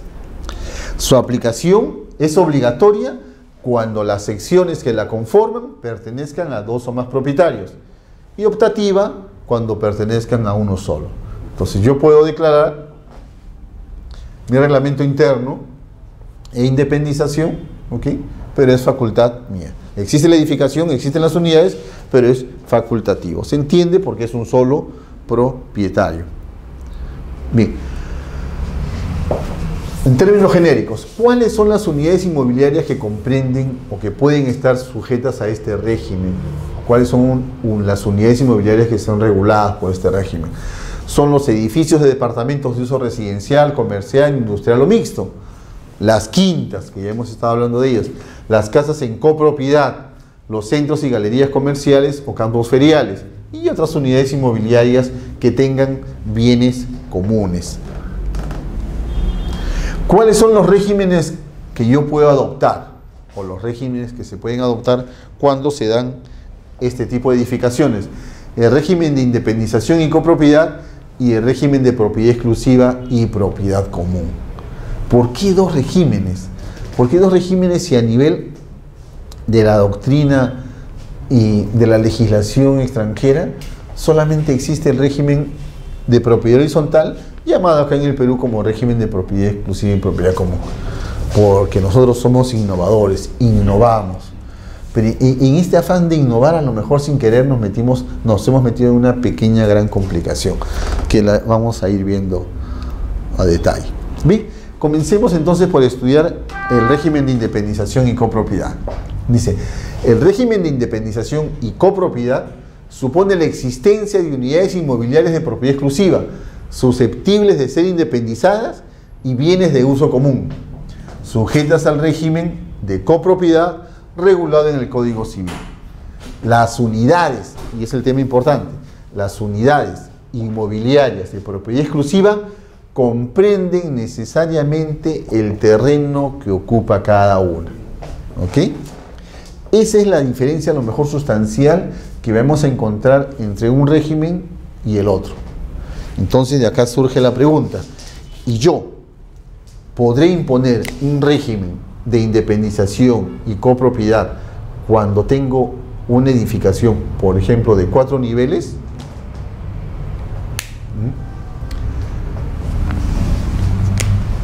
¿Podrá ser del primer piso el propietario o titular, el señor X, del segundo piso el señor Y, del tercer piso el señor Z y del cuarto el señor A? En base a este concepto, ¿podré yo aplicar un régimen de independización y copropiedad sobre una edificación en la cual cada nivel tiene diferentes propietarios? La respuesta es no. ¿Por qué? Porque este régimen, o para este régimen, el propietario del terreno o de la unidad exclusiva tiene que ser propietario del terreno en forma vertical. ¿Cómo se daría entonces este régimen? Si se quiere, yo tengo un terreno, a ver, viéndolo de un plano inclinado, de esta forma, ¿sí? Y el propietario A es propietario del terreno, pongamos 100 metros cuadrados, y de toda su proyección vertical. Propietario B, igual 100 metros cuadrados, y de toda su proyección vertical. Propietario C, 100 metros cuadrados, y de toda su proyección vertical. ¿Ok? Entonces, yo, dueño del terreno, puedo edificar verticalmente hasta donde yo quiera. ¿Qué régimen aplico? Necesariamente independización y copropiedad. Entonces, reiteramos la pregunta. ¿Podré yo imponer un régimen de independización y copropiedad respecto de una edificación en la cual cada nivel tiene diferentes propietarios? La respuesta es no. ¿Ok? La respuesta es no.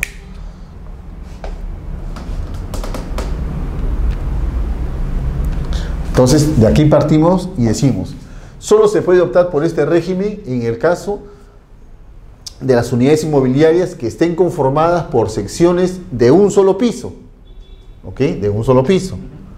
O que de contar con más de un piso pertenezcan a un mismo propietario y los pisos superiores se proyecten verticalmente sobre el terreno de propiedad exclusiva de la sección. ¿Ok? Entonces, ¿cuáles son las unidades que pueden optar por este régimen? ¿Recuerdan la primera? Retrocedemos. Los edificios de departamentos de uso residencial, comercial, etcétera, ¿estos podrán? No. Y así lo descartamos en esta plantilla. Procede para las quintas, ¿ok? Para las casas en copropiedad, en el caso de centros y galerías comerciales o campos feriales, u otras unidades inmobiliarias con bienes comunes. ¿Qué pasa con los centros comerciales que tienen un puesto, su altillo y arriba ya es otra? Ya no podríamos aplicar este régimen. Ya no encajaría en este régimen. Porque el dueño de los pisos superiores tiene que ser el mismo del primer piso. Siempre. Si no, ya no podríamos aplicar este régimen. En estas casas en condominio también encaja perfectamente la aplicación de este régimen, ¿no? ¿Cómo le llaman? Casas en copropiedad. Una consulta. Dígame. Nosotros adquirimos un terreno en copropiedad. ¿Ya? Y en ese terreno hemos construido una edificación en 4 pisos. ¿Ya? Y obviamente cada propietario, como se había pensado inicialmente, va a ocupar un nivel. ¿Ya? Ahora, esto ya no encaja acá. Independización y copropiedad, ¿no? A pesar de que adquirimos el terreno como copropiedad. Claro, lo que tendría que hacer necesariamente ahí es, bueno, en el orden de las cosas, inscribir la fábrica, reglamento interno, independización, pero como propiedad exclusiva y propiedad común. Y del paso inmediato ya la adjudicación de cada unidad exclusiva. ¿Okay? Salvo que puedan establecer bloques, que es difícil, no creo, porque ahí es. Lo que sí podría decir la parte T, la azotea sí podría ser esa. Pero que hacerla común. No, sería inclusive de los 4 o 5 copropiedades. Común. Lo que sucede es si le pone como común, uno de los propietarios vende su departamento, ese nuevo propietario va a tener acceso. Claro, pues es accesorio. Todo lo común es accesorio al propietario de la unidad exclusiva. No quiero dejarlo como común. Ya. Entonces, claro. pero establecer la copropiedad respecto de la azotea y su proyección vertical, ya con nombre específico. Como exclusivo de tal. Efectivamente, porque si no también perdería la exclusividad. Claro, lo que pasa es que si cualquiera lo vende ese departamento, pues ya el nuevo propietario no va a tener acceso a... No va a tener, así es, no va a tener acceso. Correcto. Efectivamente. Bien. Estas son pues las famosas quintas, ¿no? Ahora, hay que diferenciar. Estas quintas tienen un pasaje común, pero ojo, ese pasaje común es un pasaje interior que está dentro del predio matriz, a diferencia de los pasajes que son considerados como vía pública. ¿Cierto? Hay pasajes de acceso, pero que son vías públicas. Cuando hay una entrada y salida. Así es, ¿cierto? Tiene entrada y salida. Efectivamente, ¿cierto? En estos casos, por ejemplo, no aplicaría. No aplicaría y esto es propietario, una propiedad ordinaria, ¿okay? Propiedad ordinaria en la cual el dueño es del terreno y todo lo que se edifique. Por ahí, en una oportunidad me hicieron una pregunta interesante que se las traslado para ver a manera de inquietud. ¿Qué pasa si yo tengo, por ejemplo, una quinta? Supongamos que esta es la entrada de la quinta, ¿no? Por acá se entran a todas las unidades exclusivas, ¿okay? La norma me dice allá, si tienes una casa tipo quinta o unidades tipo quinta, necesariamente reglamento interno. Pero resulta que este señor, vamos a ponerle el señor ese, dijo, pero yo tengo acceso a vía pública, yo no necesito estar en su reglamento interno. Pero el detalle es que efectivamente es parte de. Si él quiere retirarse o no quiere ser parte de este régimen, ¿tiene que renunciar a esa parte? No, tendría que subdividir, ¿ok? ¿Cierto? Y extraer esto de todo el área matriz. Solo así, desde mi punto de vista muy particular, él podría enfocarse en forma independiente. Solamente estaría subdividir esa partecita. Más no sí. Lo demás quedaría como área remanente. Claro. Solo como área remanente. Pero ya es, o sea, ya es un trámite municipal, etcétera, etcétera, ¿no? Pero de que puede hacerlo, se podría hacer.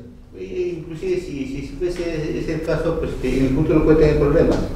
¿Por qué? Porque todos, en un futuro pueden juntarse entre todos y construir un gran edificio. Si este señor se hizo la subdivisión, pues no formaría parte. Ya no, así es, ya no formaría parte, efectivamente. Así es. Pero como digo, a veces son interesantes las preguntas que hacen, o a veces a manera de comentarios salen estas dudas, ¿no? Temas interesantes que a veces, porque a veces a priori uno diría sí, ¿no? Porque en realidad pues tiene acceso a vía pública, no necesita el pasaje. Es cierto, no necesita el pasaje, pero es parte de. Si tú quieres excluirte, tienes que hacerlo a través de una subdivisión. Y el régimen también puede ser pues, para las casas en propiedad, ¿no? En los cuales hay accesos y hay bienes o servicios comunes, piscinas, cancha de fútbol, cancha de tenis, las llamadas famosas casas, denominadas casas en condominio. Y las galerías y centros comerciales, ¿no? Acá hay un tema interesante en el caso de las galerías y centros comerciales. A lo mejor nos adelantamos un poquito, pero digo yo, en este caso de galerías y centros comerciales, ¿será necesario declarar la fábrica? ¿Qué opina usted? Sí, una limitación.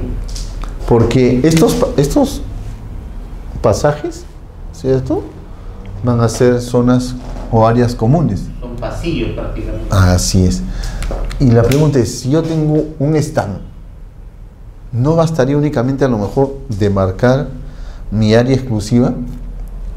A lo mejor edificar, no sé, tantos materiales que hay en día, no techo, pero está demarcado, y sería necesario para que yo tenga mi reglamento interno que me obliguen a inscribir la fábrica. Lo vamos a dejar de preguntas para la próxima sesión, a ver a qué conclusión llegamos. ¿Okay?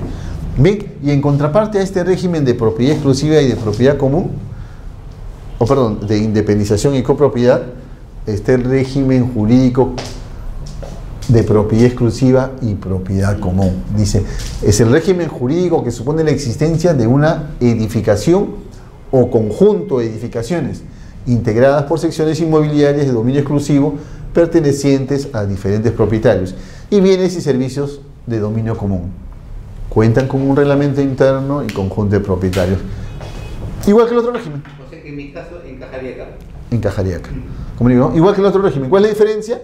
Que el terreno es un bien común en este caso. El terreno es un bien común. ¿Ok? Pues en este caso, pues el terreno como bien común, si la edificación se cae, vuelven todos y se vuelve una copropiedad. Se vuelve una copropiedad. Por ahí un autor dijo se vuelve una copropiedad y con los mismos porcentajes de participación que tuvieron con respecto a la edificación.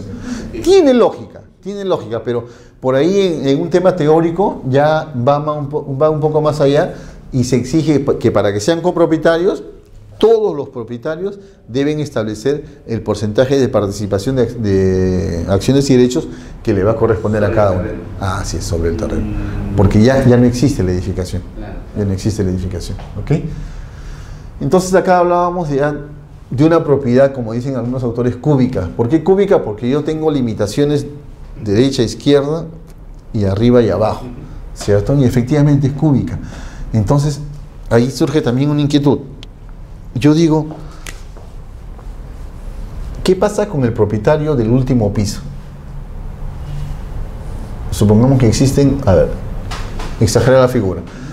En el último piso, el departamento 501, 502 y 503. ¿Okay? Resulta que por ahí en el reglamento interno yo no dije nada de los techos. No dije absolutamente nada de los techos. Por ahí un autor agarró y dijo, el derecho de propiedad, de acuerdo al Código Civil, se extiende verticalmente. Está bien, de acuerdo al Código Civil se extiende verticalmente, pero estamos hablando nosotros de una propiedad ordinaria. Si estamos hablando de una propiedad enfocada en el ámbito de la ley 27157, dentro del cual reconoce la propiedad, voy a utilizar ese mismo término nuevamente, en forma cúbica, yo voy a ser propietario únicamente solo hasta el techo. Solamente hasta el techo que puede edificar. Yo no tengo opción. ¿Cuándo voy a tener esa opción? Cuando yo haga una reserva, ¿cierto? O cuando declare la titularidad respecto a esa proyección vertical que se pueda dar. Mientras tanto, mi propiedad va a seguir siendo cúbica. Estoy parametrado para arriba y para abajo y por los laterales. ¿Por qué? Porque se me declara como un área ocupada. Dígame. ¿Usted mencionó la propiedad de reserva o techo? Reserva de aires. Sí. Puede hacer admite la norma de reserva de aires. ¿En qué consiste la reserva de aires? No vamos a adelantar, pero creo que va a valer la pena. A ver. Supongamos que yo tengo mi edificio de 4 pisos igual, ¿ok? Y el último nivel es el techo. Sí, claro. ¿Cierto? Bien. ¿Qué me dice la ley? La ley dice, con respecto a este último nivel, si usted desea puede independizarlo o puede reservarse los aires. ¿Ok? Yeah. Si yo independizo, entra a tallar mi propiedad cúbica. ¿En qué sentido? En que yo solamente estoy independizando esta parte y necesariamente a la vez que independizo, al igual que las otras unidades exclusivas, declaro un porcentaje de participación, ¿cierto? Por el contrario, puedo reservar esta parte sin independizar. ¿Okay? Me reservo, pero esta reserva va a quedar únicamente anotada en la partida matriz. Ahora, esta reserva, ojo, es solamente respecto del nivel inmediato. La pregunta es, pero yo quiero reservarme toda la proyección vertical hasta donde las normas legales me lo permitan.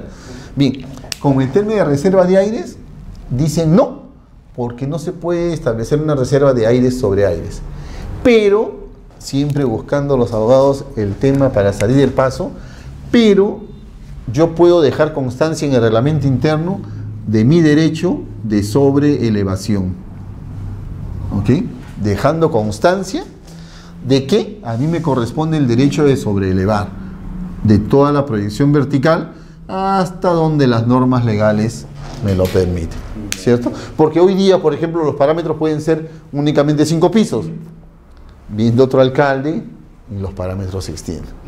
¿Cierto? Bueno, independientemente del tema técnico, de las bases y bien sobre, pero puedo yo edificar más niveles. Sí, en mi caso he dejado, bueno, se ha hecho la edificación, pero pensando construir 2 pisos más. Claro. Eso lo hice porque el año pasado salió en gestión un artículo que había nombrado un comité para evaluar todos los determinados parámetros del clima. Claro. El problema ya, a lo mejor, ya no pasa de ser un tema legal y pasa a ser un tema técnico, ¿no? ¿Podría yo construir 2, 3 niveles más? Técnicamente no lo permite, ya es un tema, como le digo, claro, técnico, ¿no? Es un tema técnico. Pero la posibilidad legal está latente, está latente. Bien, por hoy día nos quedamos acá y el día jueves con... Este jueves, ¿qué viene? ¿No? Bien. Muchas gracias en todo caso, gracias por la atención.